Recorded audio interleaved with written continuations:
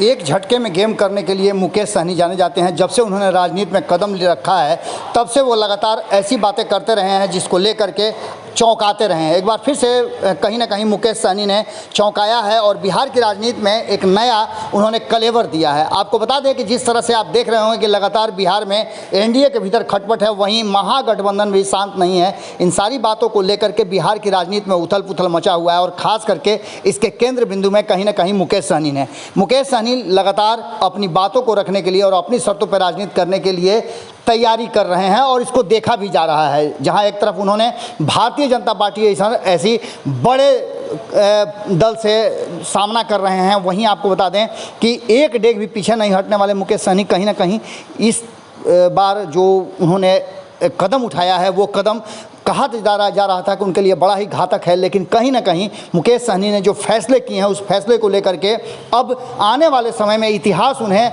आने वाला भविष्य उन्हें याद जरूर रखेगा। इतिहास के पन्नों पर कहीं ना कहीं मुकेश सहनी ने बिहार की राजनीति का एक नया पन्ना लिखा है। आपको बता दें कि आज दिन भर जो राजनीति चलती रही और पिछले 24 घंटे से जो चल रही है, मुकेश सहनी दिल्ली से पटना और पटना से दिल्ली आना जाना उनका जो जारी है।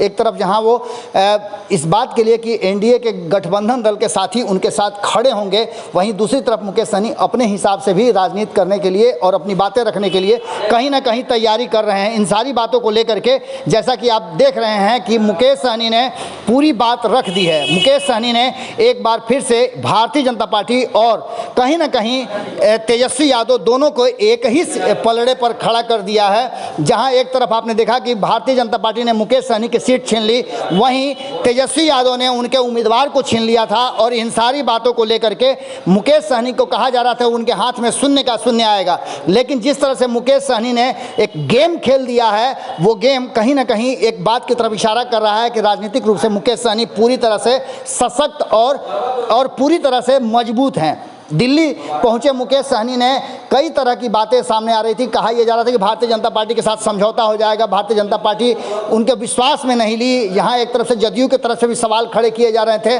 लेकिन इन सारी बातों के बीच में जो चीज़ें सामने आई थी वो बता रही थी कि मुकेश सहनी अब कहीं ना कहीं न भारतीय जनता पार्टी के साथ बेहतर संबंध बनाने के लिए जाने जाते हैं और न दूसरे तरफ महागठबंधन के भीतर मुकेश सहनी को लेने के लिए कोई बात बन रही है। अचानक से तेजस्वी यादव ने जैसे ही उनके उम्मीदवार तथाकथित उम्मीदवार अमर पासवान, जो कि मुसाफिर पासवान के पुत्र थे, उनको अपनी पार्टी में बुलाया और बुला करके टिकट दे दिया, तो मुकेश सहनी ने भी एक बड़ा दांव खेल दिया है। और रमई राम, जो कि आपको पहले से भारत लाइव बताता आ रहा है कि संभावनाएं व्यक्त की जा रही हैं कि कहीं ना कहीं इसके भीतर बड़ा खेल चल रहा है और रमई राम को अपने पार्टी का उम्मीदवार बना करके एक बड़ा भारतीय जनता पार्टी और तेजस्वी यादव दोनों को टक्कर दे दिया है। कहीं ना कहीं रमई राम पिछले जो 2020 के चुनाव हुए थे उसमें बेहतर परिणाम के साथ सामने आए थे। भले ही उनकी हार हो गई हो, लेकिन कई टक्कर दी थी उन्होंने। अब देखने वाली बात ये होगी कि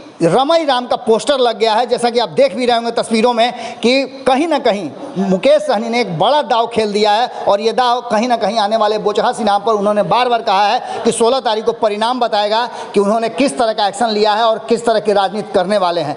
जुड़े रहिएगा भारत लाइव के साथ, जैसे इस पर और अपडेट आता है हम आपसे फिर जुड़ते हैं। बहुत बहुत धन्यवाद। अगर ये वीडियो पसंद आई और वह बिहार के राजनीति और बिहारियत से सरोकार रखेनी तो सब्सक्राइब बटन दबा के चैनल के सब्सक्राइब कर ली। ओजे एगो घंटी बा, ओकरा बटन दबा देला से कुल सटीक और मारक खबर रुआ मुफ्त में मिल जाई। अगर रुआ पत्रकारिता के हमनी के नया प्रयोग में सहयोग कर चाहतानी तो ज्वाइन बटन दबा दी। पेटीएम नंबर नोट कर ली 9386816700। धन्यवाद।